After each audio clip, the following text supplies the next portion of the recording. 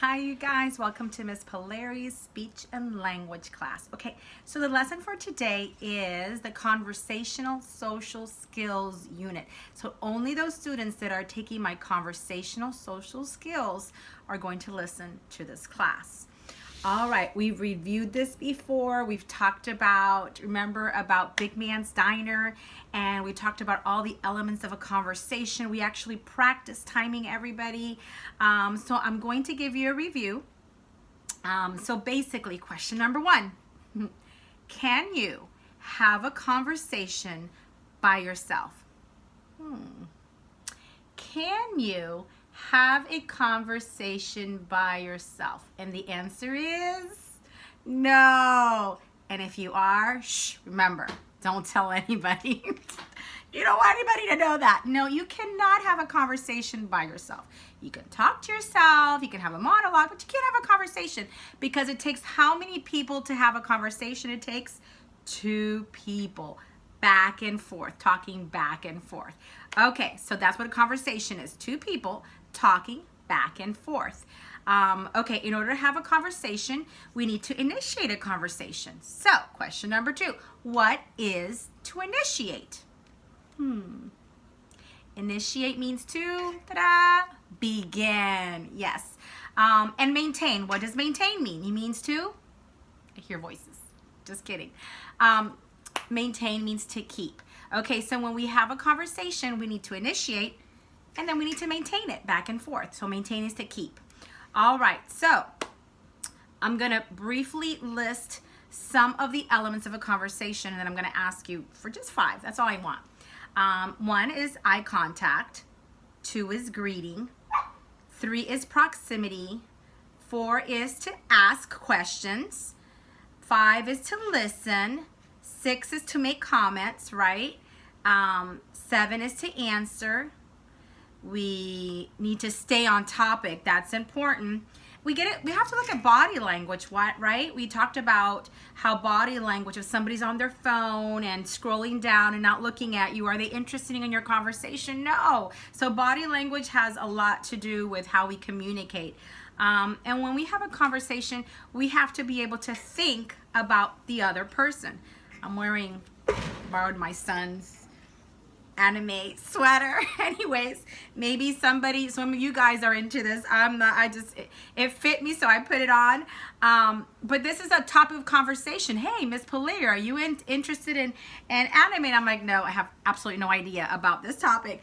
But when we look at people's clothing and the way they act and talk or what they're wearing, that usually is a cue about what they like and what they're thinking about, right? So we talked about if you were speaking to a girl, you might not necessarily start speaking about sports, even though a lot of girls do love sports. If you're speaking to a guy, especially if you know he's a jock or into sports, you're not going to talk about curly hair videos or makeup. We have to think, right? I know we talked about this. We have to think about the other person. All right, so based on this, what is eye contact? What is eye contact? Eye contact is what? To look at the eyes. When you're talking to somebody, you look at the eyes. Very good, because if you're talking to Fred, you're not going to look at Mary. You're not like, hi, Fred, when Fred is standing right there, Fred is going to be like, who is she looking at? We gotta look at people when we talk to them. They're not gonna bite us. And the more we start doing this, the better it is. What is a greeting? The first thing you do when you see someone is you say, hey, hi, what's up? Good morning. We have to greet people.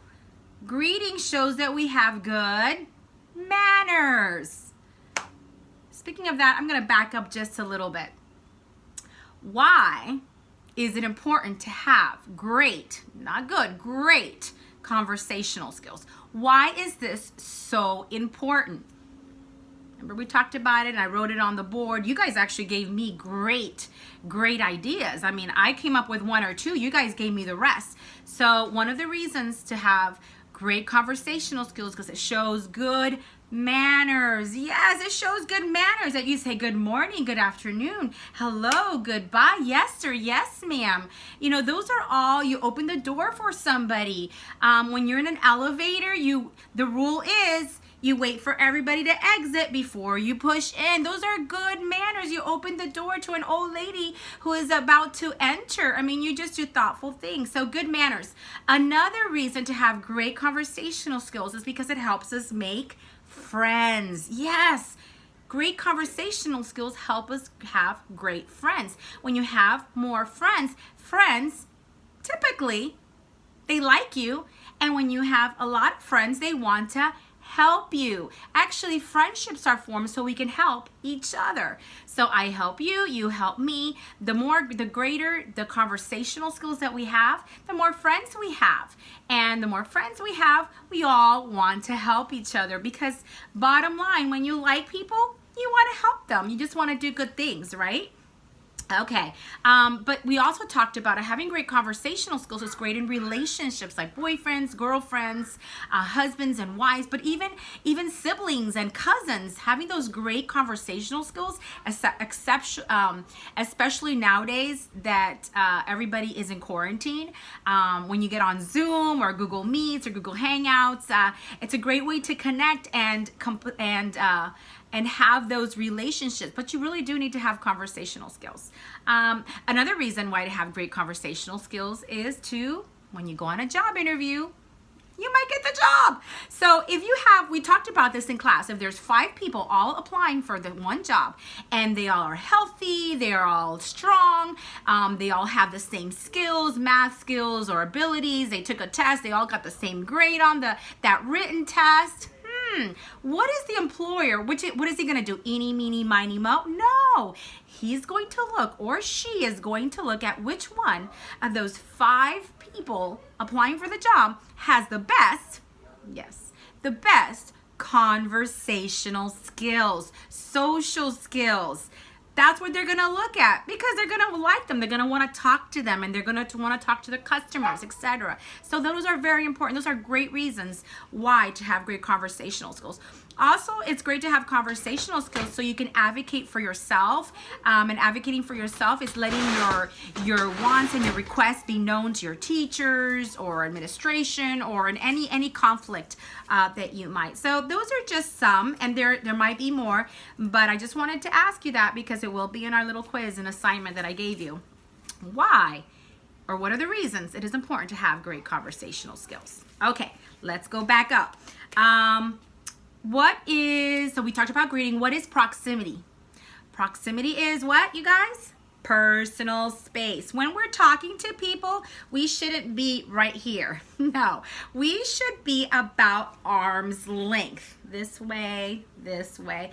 The only people that you allow closer is your family or those close relationships. But when somebody's talking to you, you want them to be about arm's length. You don't want them in your face. And if you can smell the breakfast, that's not good. No bueno.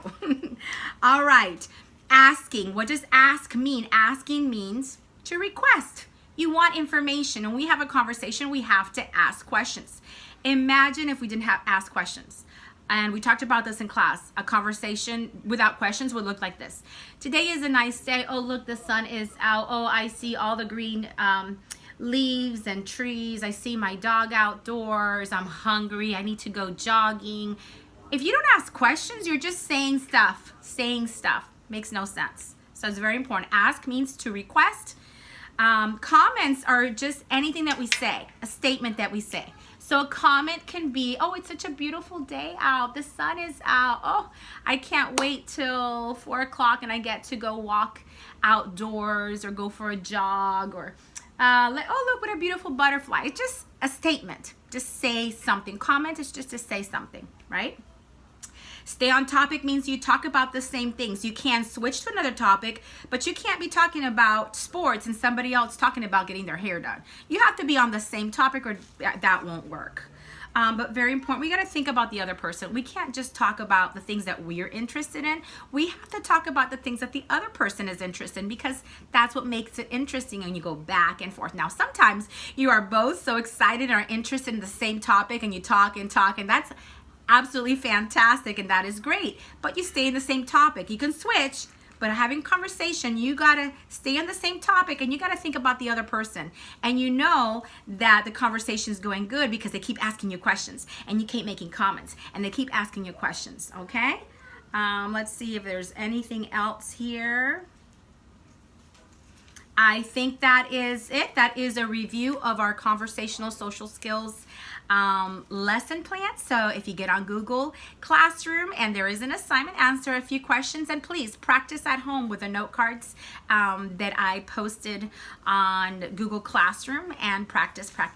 Record yourself, because practice makes perfect. Bye, you guys. Have a great day.